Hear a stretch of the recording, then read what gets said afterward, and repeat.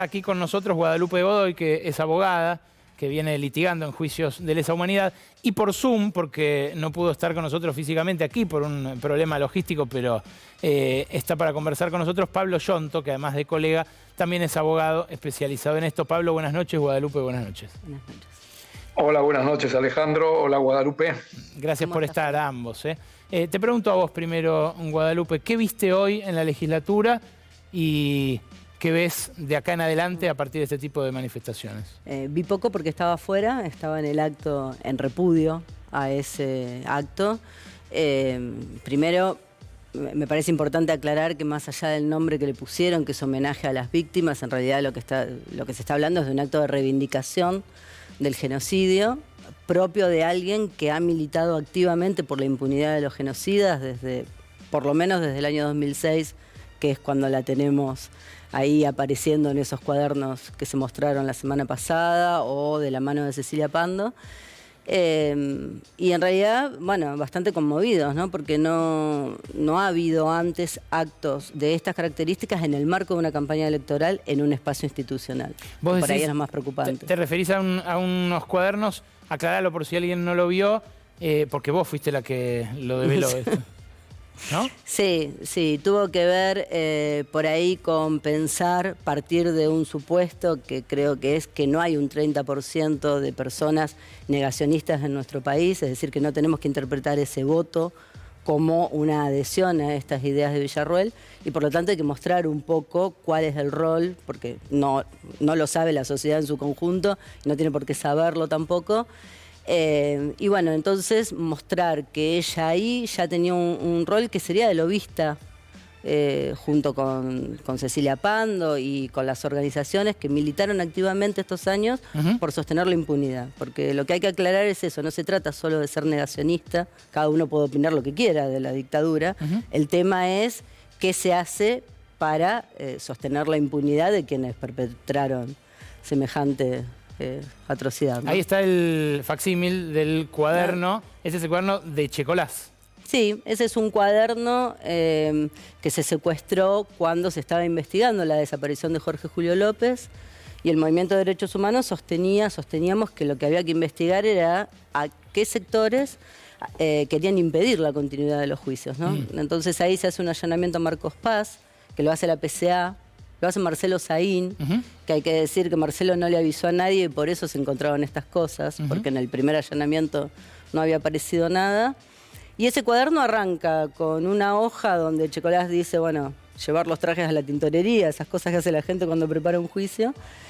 Y en la página 3, que es esta, estos operadores políticos. Y digo esto también porque Villarruel, bueno, muchos dicen es abogada, todos tienen derecho de defensa, pero recién 3 hojas después aparece la estrategia jurídica, ¿no? Acá aparece claramente quienes operaron, recordarán, Cecilia Pando iba a los juicios, nos insultaba, intentaban activar en el público. Bueno, ese fue el rol de ella durante esa etapa, por lo menos. Pablo, vos, además de haber cubierto, por ejemplo, el juicio de las juntas militares y muchísimos de estos juicios, haber sido abogado, entendés de comunicación. Y hoy lo que se presentó como un homenaje a víctimas terminó reivindicando a victimarios. Esto es algo que ya hemos visto, pero ¿qué le ves de novedoso a lo que está pasando? Novedoso nada, la verdad, porque las acciones de Villarruel se han repetido durante mucho tiempo, y lo que me parece que ocurrió hoy es si se potenció por el escenario, también por la respuesta, porque en la calle estuvieron los organismos de derechos humanos, muchísimos sectores del campo sindical, partidos políticos, para dar una respuesta a una de las tantas acciones que Villarruel está llevando adelante. Esta es una, y tal vez la que haya cobrado por este impacto visibilización. Te aclaro que además hubo discusión sobre qué hacer con esto, ¿no? Si ignorarlo o si no, dar una respuesta en la calle, y se optó por dar una respuesta en la calle, y me parece bien. Te quiero poner un ejemplo histórico, ¿no? En abril del año 78, en Chicago, en los Estados Unidos, un grupo de neonazis unos 20, 25 neonazis, anunciaron que se iban a poner el uniforme militar nazi y que iban a conmemorar el cumpleaños de Hitler. Y la comunidad, la colectividad judía en Chicago también dio esta discusión. Y había un sector de Simón Wiesenthal que intentó ignorar el tema, pero se impuso el criterio de llamar a una movilización para repudiar este hecho. Y me parece que la discusión que tuvimos nosotros también tuvo que ver con eso, y me parece la correcta. Me parece que más allá del impacto que está tratando de conseguir Villarroel con estas acciones y las que se vienen, porque creo que va a seguir envalentonada y dada la posición que tiene electoralmente, va a seguir envalentonada y va a seguir llevando adelante estas acciones, y que hay que dar respuesta, que me parece que es el punto más importante que tenemos que discutir desde el campo popular, y que el campo popular es mucho más amplio que quienes estamos con el kirchnerismo, quienes estamos apoyando este proyecto, y que hay que hacer entender a las fuerzas democráticas en la Argentina los riesgos que se corren si este par de irracionales llegan a la Casa Rosada. A los dos les pregunto, porque hay encuestas cualitativas que están mostrando a una sociedad hastiada, harta, con valores distintos a los que tenía hace por ahí 10, 15 o 20 años. ¿Creen que hay conciencia en la mayoría de la sociedad sobre estos temas? ¿Creen que es algo masivo no sé, la preocupación por la salud de la democracia y por la memoria, la verdad y la justicia respecto de lo ocurrido en la última dictadura? ¿O es algo que, no sé, nos interesa a los que estamos más involucrados en política, a los que tenemos determinadas ideas de igualdad o de ciudadanía? ¿Qué piensan? A ver, las disputas de sentido en torno a qué sucedió en la dictadura o cómo ver eso, cómo leer lo que pasó, son permanentes. Hay momentos en los cuales, bueno, el discurso que se torna dominante es por ahí más parecido al que pretendemos. Hay momentos que no, pero también es cierto que en esos momentos, por ejemplo, cuando desde un discurso oficial se planteó el negacionismo, no nos olvidemos que pasamos por un gobierno de Cambiemos, que sus diputados inauguraron con una bandera que decía no al curro de los derechos humanos, o no son 30.000, y sin embargo el pueblo pudo resistir los embates de la impunidad. Digo, la Corte intentó a través del 2x1 terminar con los juicios, y hubo una movilización que fue una de las más grandes que recordamos en los últimos años. Entonces hay anticuerpos ahí. Hay pibes y pibas que por ahí votaron a Milei y sin embargo el año pasado llenaron los cines viendo 1985 y acercándose por primera vez a lo que había sucedido en la dictadura. Entonces por ahí lo que puede ser que falte, y ahí aparece el rol del movimiento popular, como decía Pablo, el movimiento de derechos humanos, es ese puente, ¿no? Entre, bueno, ese discurso que hoy emite Villarroel, esa propuesta que encarna Milei, y esto que sucedió antes. Yo también pensé en la película esta tarde cuando se estaba preparando este acto, y me lo pregunté, ¿se puede haber cambiado tanto en un año, Pablo? ¿De posición como sociedad o de prioridades? No, yo tengo una visión muy optimista en cuanto a no solo a la defensa de la democracia, sino a la convicción de que a los genocidas hay que juzgarlos, y hasta el propio Milei lo ha dicho, que cumplan su pena.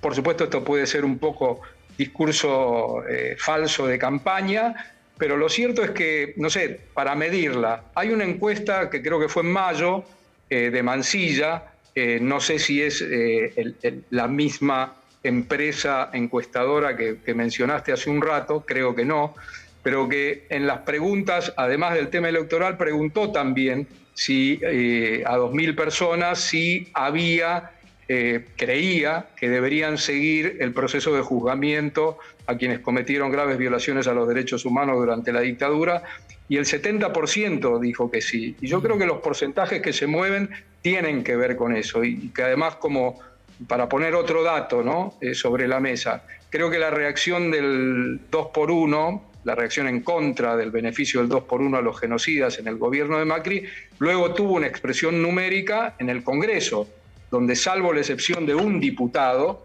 el resto de diputados y senadores votó a favor de una ley que impidiera ese beneficio para los genocidas.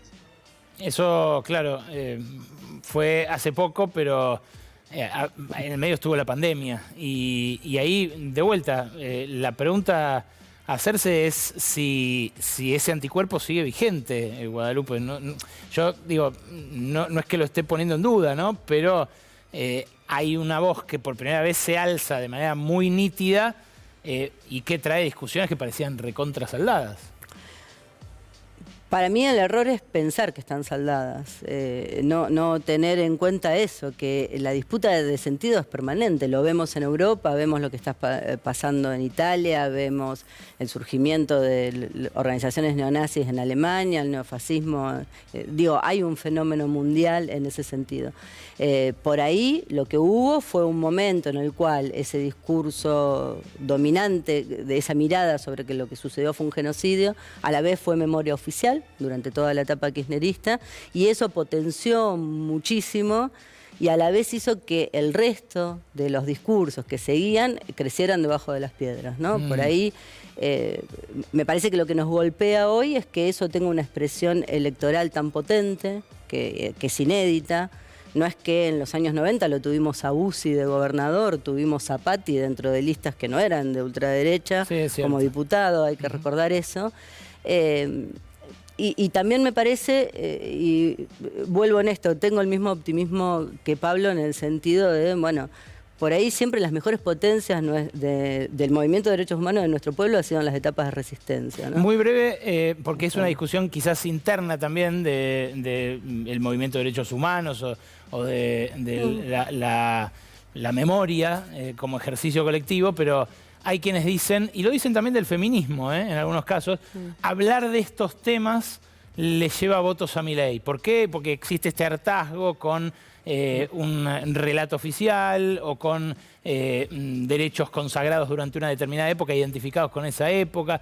¿Qué piensan ustedes de eso? ¿Pablo? Pienso que es un peligro eso, porque esto del tema del hartazgo, que puede pensarlo alguien del campo nuestro, lleva a que, por ejemplo, algunos sectores del periodismo abandonen la cobertura del enjuiciamiento a los genocidas, cosa que está sucediendo lunes, martes, miércoles, jueves y viernes en todo el país. Los juicios continúan, se multiplican las condenas contra los genocidas. Esta última semana que pasó hubo condenas en Capital, en Rosario, hubo confirmación de procesamiento. La justicia o los jueces y las juezas que mayoritariamente juzgan en todo el país llevan adelante estos juicios y la verdad que los resultados son buenos en favor de la consolidación y el respeto de los derechos humanos. Lo que tenemos que hacer es multiplicar las acciones tanto en el campo comunicacional, sindical, educativo y militante para no caer en esa trampa. No, dicen que cansa. No, bueno, si dicen que cansa, lo vamos a hacer 2, 3 veces, porque a los jóvenes, a las y los compañeros en los barrios, en los trabajos, hay que seguir hablando de esto, porque la memoria es una llamita que hay que mantenerla prendida todos los días. Pablo, gracias. Guadalupe, gracias por venir. ¿Una reflexión final? Sí, que en este momento Victoria Villarroel es la candidata a vicepresidenta que más votos tiene. No somos nosotros o nosotras quienes visibilizando o no visibilizando estamos incidiendo. Es una realidad, existe, y lo que tenemos que hacer siempre es intentar transformarla, ¿no? Las estrategias, bueno, hay que pensarlas en el medio, no es sencillo, pero claramente no es la inacción lo que nos va a llevar a transformar esta realidad. Gracias por venir, Guada. Gracias a vos.